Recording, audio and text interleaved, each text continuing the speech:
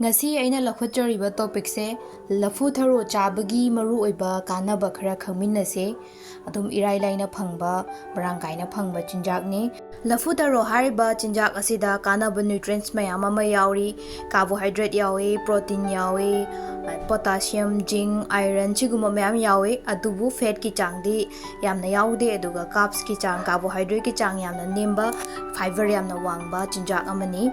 Laphu Tharo chabana cholesterol yamna wangba triglyceride wangba miyoi singda yamna kana hali kana bapi handa hanbada mating pangi sida nattana kogi sugar yamna wangba diabetes leiba patient singda Laphu Tharo chaba yamna kana imagi fiber mana yauriba nutrients mayam sina sugar nemda hanbada achoba role ama lawi aduna si chapiba yai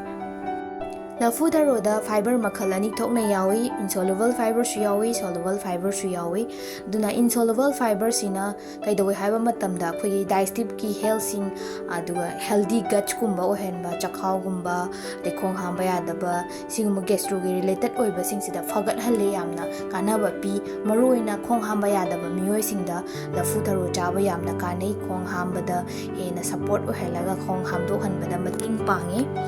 Laphu Tharo banana flower hariba jinjak asida antioxidant gi chang yamna wangna yaubana aigi sada kanaba pi narakadaba disease mayamna gi ngak thokhale aduga maru oina e yamna watpa hemoglobin nemba miyoi singda Laphu Tharo chaba yamna kanai yam thuna e gi chang wang khathali anemia naba e watpa gi laina singda sumana phahali si chaba yamna kanai Laphu Tharo da iron gi chang yamna wangna yaubana pregnant oiba miron banupi singda ju chaba kanai aduga saru sarang yamna padaba saru sarang sonba miyoi singda ju chabiyu magi nutrients magnesium potassium zinc sigi mayam sina kana hale aduga weight loss oiningba arumba yam henba PCOS kumba leiba miyoi singsa su high fiber oiba sina low fat oiba potnina sigi sinjak singje chabada moida kana ba pigani aroibada kidney problem leiba kidney naba miyoi singda ai Laphu Tharo chaw haina recommend tawjade ngasi aina pizari sidi general information ne anaba sirasingda ai recommend tawjaroi mayam thanks for watching mathangda kanaba video muk pujarake